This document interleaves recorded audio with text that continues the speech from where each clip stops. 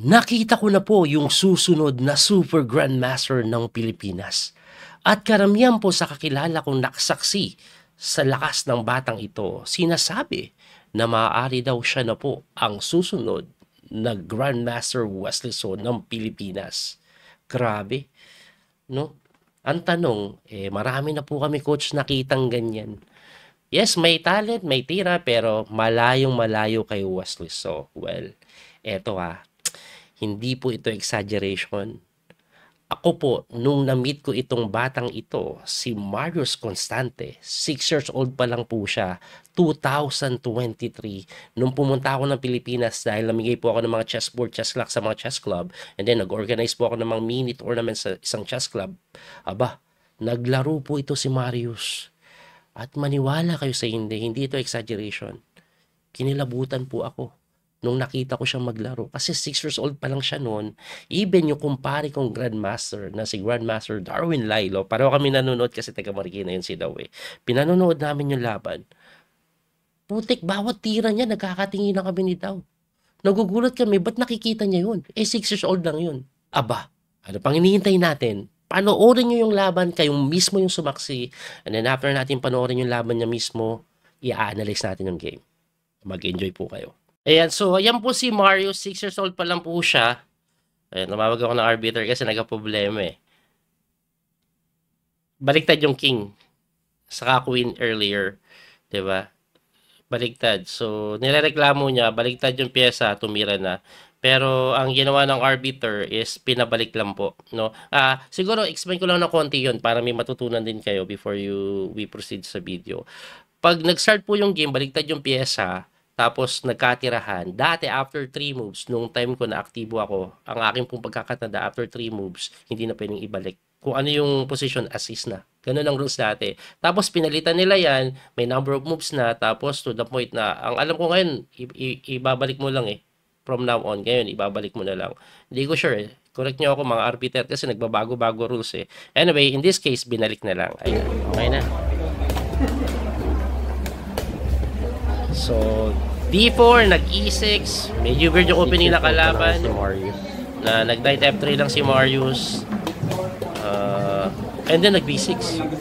Pero Bishop F4, parang London setup ni Marius Ayan, London setup. So, nag-F5, nako, medyo aggressive yung kalaban. Parang Dutch. So, Knight C3 develop lang si Marius, Knight F6 develop lang din po yung kalaban. Ayan po ang nangyayari dyan. So, tamang develop lang. Develop Bishop E2 lang, magkakasing na yan next move si Marius. 6 years old lang po yan pero mabilis siyang tumira kung titingnan nyo. Ang time control po dyan, 3 minutes plus 2 seconds increment. Ako po nag-organize ng tournament yan. It's a mini blitz tournament for junior player. I think it's under 16 player. Tapos may cash prize yan na konti.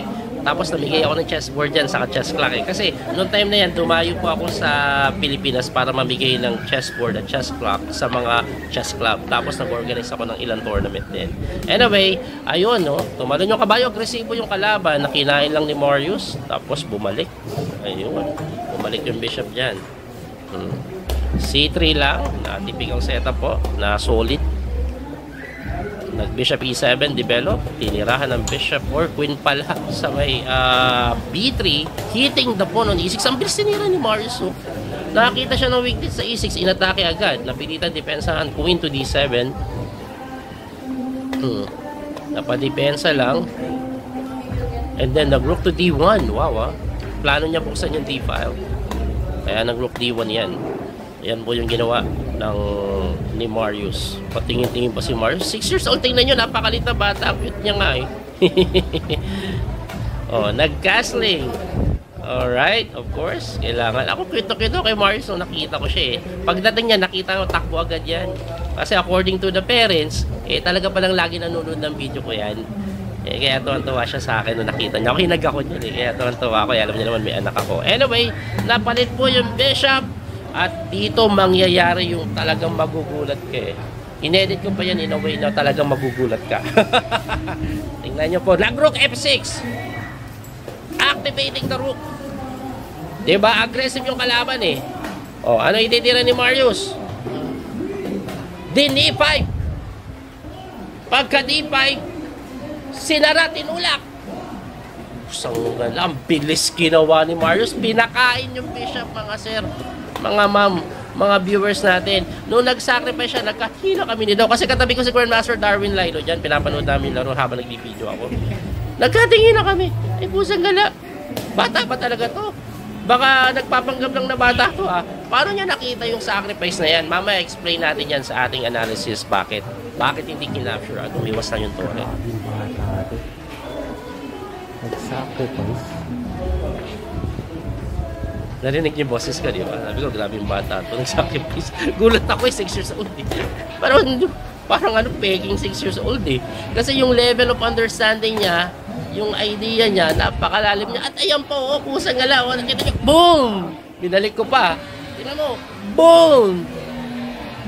I mean, wow, another sacrifice. Grabe. Pinakain lang yung kabayo. Yung kalaban naman, hindi kinapture, napatira agad. Oh, nakalimutan niyang kainin. Yun lang, biglang nag-winning si Marius. I-explain ko yung tira na yun, knight e5 later on. Ano ba ginagawa nun? Grabe. Oh, ang bilis pa rin tumira ni Marius. 2 minutes pa siya, lamang pa siya sa oras sa kalaban niya. Yung kalaban niya po, kung hindi po ako nagkakamali, hindi po mahinang play yan. If I'm not mistaken, naglaro na yan NCR meet. Sana tama yung info ko, no? Pero ang alam ko, may malakas yung bata na yan, nakalaban niya. He's parang 15 or 16 years old. 10 years gap difference nila. Pero, ayan, si Jefferson yan, malakas din yan eh. Siguro na-underestimate yun ng konti. Nagugulat na din siya siguro sa mga tira. Kasi si Marius, to be honest, ano kayo?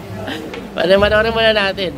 Siguro kwento ko na, to be honest, hinamon ko siya. Kasi nagbili pa ako sa tira eh. Parang ang dumating sa isip ko, baka siguro mahina kalaban, kaya ganun. Ganun kasi ako, medyo skeptical ako sa una. May tira ba talaga to? Baka mahina kalaban. Pero grabe eh. Kinilabutan ako, mamaya kwento ko. Kinilabutan ako sa laban namin eh. Oh, ayan, oh, grabe. Lamang nanampon. Lamang nanampon guys, lamang pa quality up. Grabe si Marius. Inangat yung kanyang Torre. Rook C4 yan, atakin yung C7. Ang galing niya mag-develop ng pyesa eh. Tumalon yung kabayo. Inaatake yung bishop sa may G3 pero hindi naman kailangan pansinin na siguro. At ayun na nga, nag-rook C4 lang. Grabe yung bata, no? Pasensya na kami, ingay yung background ng video ah. Grabe. Oh. Inatake, dumipensa, no? Nag-bishop sa may E8 to defend the C7 pawn. Oh, nag-rook lang sa may C6. Grabe, no? Parang ang weird ng tira na yan. Pero may threat yan, rook takes P6. May idea siya agad na ganun. May idea siya na ganun, no? Kasi kung ako, Queen C6 ako din, pabalik yung Reyna. Ayun, kaya tumakbo yung Reyna, hindi niya makain yung B6. At dito, ayan, napaisip si Marius. May threat yung kalaban, knight takes G3. Pawn takes, malilibre yung E3. Though winning pa rin yun, kahit bigay mo yung E3, dinipensa ni Marius, of course. Kailangan niya dipensahan. Nag-win lang sa may G6. Aba, kung ma-counterplay, inaatake po yung bishop. Oh, anong tira dyan? Isip si Marius. Tinabihan lang. Tinabihan niya lang. Dinipensahan yung G3. Oh, nag-iisip yung kalaban niya kung ano ang gagawin. Oh, anong gagawin? Nag-rook up, gustong gamitin yung Torre, pero mali na ata yan, may Queen C8 ata. Ayun na nga, oh. Nakita ng bata, mapipilitan dumipensa, at Reyna ang pinandepensa na mali kasi may rook take C7 ata. Yes, rook take C7. Rook take C7. Oh, pagdating sa oras, lamang pa rin si Marius. 56 seconds si Marius, 26 seconds na lang yung kalaban niya. Paulit-ulit ko itong sasabihin, 6 years old lang si Marius during that time. That was 2023 nung nangyari yan. Nangiti na lang yung kalaban niya, oh. Kasi kahit siya, nabangka eh. Anong gagawin ni Marius? Di niya alam ang gagawin. Rook takes C7, di niya nakita dito. Nataranta na din siya sa oras siguro. Ayan, oh. 32 seconds on the clock. Kailangan niya mong tumira na mabilis-bilis dito, ah. Umangat yung Reyna. Alright. umangat na yung reyna, nag-queen e7, nag-rook, ayun na, iikot yung tore, kaya pala linagay sa c4, rook. Oh, nataranta na sa oras yung kalaban, nag-rook lang po sa may G6. I think he's intending to take on G3 tapos sacrifice. Kaso, wala eh, pagkapasok ng tore, di madepensahan eh. 10 seconds on the clock! Naubos na yung oras ng kalaban. Hindi na maka-tears ng Acer, nag-iisip siya pero hindi siya makatira, maingay pa rin yung background, no? At ayun! Grabe si Mari ka lang naban. Napapalakpak ako, promise. Good job. Ayan, oh, grabe. 6 years old lang yan. DM daw, ano masasabi mo sa bata? Very good. Very good. Grabe! Grabe! Promise! Pusang gana, 6 years old lang po yan. Nakita nyo yung tira?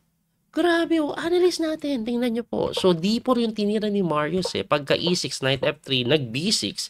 And then, sinet up ni Marius yung Bishop F4 na London. Pagka London, Bishop B7, E3. Ay no, naiintindihan niya, nag-F5 yung kalaban. Naging Horwich defense po ito na parang, ano no, na Dutch, no? Anyway, nag-Knight C3 lang si Marius, sinagot po ng Knight F6, Bishop E2. Medyo develop lang talaga, nag-E6 or D6 yung kalaban, kinaslingan ni Marius, and then tumalon yung kabayo. Medyo agresibo yung kalaban niya, pero mali na po ito, Kasi dapat yan talaga, Bishop dito, castling. By the way, yung kalaban niya po na si Jefferson, if I'm not mistaken, 15 or 16 years old na during that time, hindi po mahinang player yan. Ang aking pong pagkaalam, NCR mid player yan. Representative ng Marikina for the NCR meet. Sana tama ako sa nakuha kong information. Pero pagka Knight E4 po, hindi daw ganun katama. Medyo aggressive siya, siguro naisip niya, 6 years old kalabang ko, bata eh. Atakin ko nga para kabahan. Pero wala eh, kinain lang ni Marius yan. Bishop takes. And then, nag-knight lang po, hitting the bishop, umatras, tapos C3 lang. Napaka-relax ng approach ni Marius. At kung makikita nyo pa nga sa video, mabilis din tumira eh. Pagka C3, nag-bishop E7 develop, and then queen to B3 lang. After queen B3, nag-queen to D7 para depensahan yung pawn, tapos nag-rook sa may D1. Nagustuhan ko yung rook D1 eh. Hindi man yan po yung best move dito, pero ang rook D1 kasi may mga chance kasi later on na magtulak yan eh, at gusto niya mabuksan. At hindi lang yun, baka gugustuhin ni Marius siya din magtutulak. Anyway, nag-castling po yan. At since gusto ni Marius mag D5, nag-bishop F3 muna. Pagka bishop F3, kinapture takes. At dito nyo na po nakita eh, no? Pagka rook F6, aggressive talaga. Itong si Jefferson dito, no? Atake na ganun eh. Pagka rook F6, aba, eto na si Marius. Nakapwesto ng mga piyesa ko. Bubuksan ko na yan. Tinirahan niya po ng D5 na unang tingin, obviously, you cannot capture. Kasi pagka-capture doon, check ka na, bagsak pa yung tore. Kaya ang ginawa po ng kalaban is nag-E5 na mali. Ang best move po kasi, bago natin ituloy yung analysis, nakita nyo naman sa laro, ang best move po dyan, ignore mo lang yan. Ang pinakasimple nga lang daw, eto eh, para hindi makatalon, makadagdag pressure. Eh. Pag kinapture mo, ipalit mo lang yung reyna. Lamang pa rin ang puti, pero konti lang. Kaso ang tinira niya is E5 na tira na sa unang tingin, napakaganda talaga naman kasintingnan yan. Ang lakas ng center pawn mo eh. Kahit ako, baka mapatulak ako dyan eh. Pero Marius, planado yan. Hindi masyadong nag-isip eh. And he played Bishop takes E5. Isang brilliant sacrifice. The idea is this. Pag kinapture mo yan, magkakaroon ng D6, discovery attack. And once the king move away, titiraan pa nga yan ng knight takes lang sa may E5 eh. Grabe po ang mangyayari. Yan ang pinaka-threat at halos mas smoother checkmate at pag tumakbo ka nga dito, kailang ka lang. Grabe, may mga check na naman doon, may mga ganun. Sobrang lalim ng nakita ng bata. Ibalik natin doon. Kaya wag kayong magtaka bakit po hindi kinapture ang tinira nag-rook na lampo sa may G6 para umiwas yung tore. May pressure pa doon. Pero inatras lang ni Marius yung bishop and then H5, napaka-aggressive na sinagot ni Marius ng another crazy idea. Knight E5, very tactical. To be honest, ang Knight E5 po, hindi po yan yung best move. Pero ako, for Marius to see that idea, sobrang bumilib na ako. ipapaalala ko, 6 years old lang po yung bata. Kaedad niya lang yung bunso kong anak na ang alam lang mag-move ng pyesa. Pero si Marius, tumatactics na. Anyway, ibalik ko lang po ng konti. Just want to show you. Ang best move kasi daw dyan, hindi na kailangan nun. Kasi okay na okay ka na, one pawn up. You can simply play rook e1, tapos buksan mo to. Yan yung pinakasimple. Activating your pieces, clear one pawn up. This is definitely winning. Anyway, nag-knight e5 siya with the idea of kung map-sure ka dyan, may tulak. At ang best move dyan, kainin. Na hindi ginawa ng kalaban, napanood dyan sa video, diba? Ngayon, magdi-d6 po yan, check, and after king move, kakapture din ito, and then take. So, parang equal, pero lamang pa rin actually ang white kahit papano kasi underdeveloped eh. Pwede nga daw yan, i-endgame lang eh. Ganun, no? Endgame lang. Or even rook d5, put pressure po sa pawn. Tapos ganun. So, overall, lamang pa rin si Marius pero hindi na yun necessary. Kaso, grabe yung creativeness niya. Nakita niya kasi yung discovery attack talaga eh.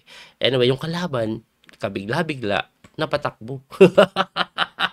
Napatakbo! E di kinain, takes, lumamang na. Eto, winning na. Pero hindi pa madali kasi blitz yung laban. So, nag-H4, preventing yung H4 ng kalaban.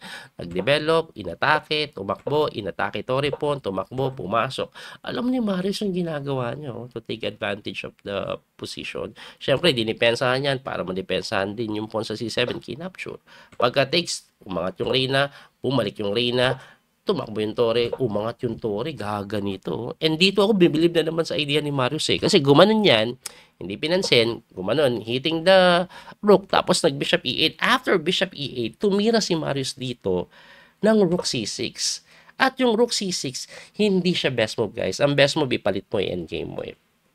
Pero, kaya ako bumilib kay Marius kasi yung batang 6 years old, nag-iisip na naman ng panibagong tactics which is rook takes. Grabe naman to sa bata pa lang nagsiset up na ng mga ganyan tactics. Maladubob. Aba, grabe no. Pero ang ginawa ng kalaban, dinipensan kaya umiwas sa pin. Tapos tumira po ng rook e1 na yan. Develop niya na lang. Natakot po siya sa capture takes and then this will be free. Kaya dumipensa sa may e3 and then nag-queen sa may g6 na sinagot ng king move lang to defend the bishop. Tapos nag-rook f6 and eto rook f6 dito na tumagilid. Kasi nakapag-queen sa may C8 na talaga namang napilitang dumipensa pabalik. At dito po, nung tinitingnan ko yung oras nila, less than a minute, medyo nakaramdam na ng konting pressure o taranta siguro yung bata. 6 years old lang yan eh. Hindi niya po kasi nakita yung best move dito, which is rook takes C7, another rook sacrifice na hindi ba takes kasi nakapin. Ang ginawa niya kasi, nag-rook sa C4. Medyo slow. Bakit? May plano siya eh. Di ba? Nakita nyo na Queen E7 and this is the plan. Rook A4 para magta-transfer doon, ipipin yung bishop and because of that, bumagsak na yung bishop at ang nangyari nga eh, naubusan ng oras dito yung kalaban. Anyway, kahit may oras yan, babagsak to, definitely winning, magwa 1 rook up plus pawn eh. Kaya naparesign na yung kalaban. Hindi pala nag-resign, naubusan ng oras. Grabe yun. Grabe no? 6 years old pa lang siya niyan. And by the way, eto, wala tong video. Pero hinamon ko siya. Nung time na yan. Kasi 6 years old. Galing ba talaga? O baka sobrang hina lang ng kalaban. Yun kasi talaga pumasok ko sa isip ko. Automatic ako ganun eh. Pag may nakikita akong talent, medyo hindi ako agad bilib. Kasi marami na akong nakita talented pero not enough to become as good as Super Grandmaster.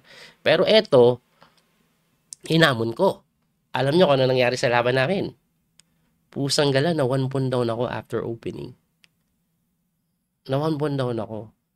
Pero syempre, bata, ginulugulo ko, nagoyo ko, napanalo ko pa rin. Pero I was losing at some point. Hindi ko po in-underestimate. Well, siguro mali yung term na hindi in-underestimate. Ang ginawa ko kasi, sabi ko 6 years old, basic lang ginawa ko. Hindi naman underestimation yun, pero alam ko kasi it's more than enough to win. Siguro underestimation. Pero usually, kahit PD Master kalabang ko eh, binibasic ko, nananalo eh. Pero eto, usang gala, in-outplayed ako eh sa opening na 1 pawn down ako noon, but eventually, napanalo ko pa rin. Ganun katindi yung batang ito. That was 2 years ago, 2023. Ang tanong, asan na siya ngayon? Grabe yung batang ito. maraming game na sinend sa akin eh. Hindi ko lang ma-analyze lahat. Pero, if I'm not mistaken, and ang level niya ngayon, nasa 1800 above na. No, kasi, naglalaro ng tournament yan, tumatalo yan ng mga 1800 above. Pero ano na siya ngayon eh, 8 ba siya? Or mag-8 po ata. Grabe, sobrang talented na bata. Ang medyo nakakalungkot lang dito kasi medyo I'm in touch with the parents. May problema po sila pagdating po sa financial support sa bata sa kanyang pag-chess. Kasi alam nyo naman na magastos po mag-chess lagi kung kinikwento yan. Magastos talaga. So, ang nagiging problema nila, pag sasali ng tournament, they don't have enough money. Like, kung kuwari, lalaro sa ibang bansa, nahihirapan sila. Actually, naglaro yan dito sa Bangkok na nakaraan and he was able to get a lot of medals. Alam ko may mga gold medal siya, silver medal. At talagang magaling kasi talagang tumatalo ng ibang bansa eh. Anyway, yun nga, financially, hirap sila to support Marius. Do gustong-gusto nilang palaruin ng mga tournament, hindi nila magawa. Kaya ako, gusto ko kumatok sa mga puso ninyo guys. Kung may kakayahan kayong tumulong, sana masuportahan niyo si Marius. No? Sana matulungan natin. Baka may malupit na gusto mag-sponsor diyan para makita tayo ng next Wesley So. Actually, I was able to find someone pero it's still not enough eh. Kailangan talaga nito full support eh. Hopefully, matulungan din ng NCFP pag nagkataon para makakita tayo ng next Wesley So. I'm not sure kasi how it works sa Philippines kung paano sila nagbibigay ng support eh. Sana mapansin yung batang ito. Magaling kasi talaga eh. Magaling. Anyway, sana po nag-enjoy kayo at may natutunan. Muli ito po yung Coach PD Master Daniel Causo. Maraming pong salamat sa inyong suporta. Hanggang sa muling pagkikita. God bless po mga kabiyay. Don't forget to like and share, follow and subscribe. Bye-bye. Thank you. That little mouse, 'cause I'm an albatross.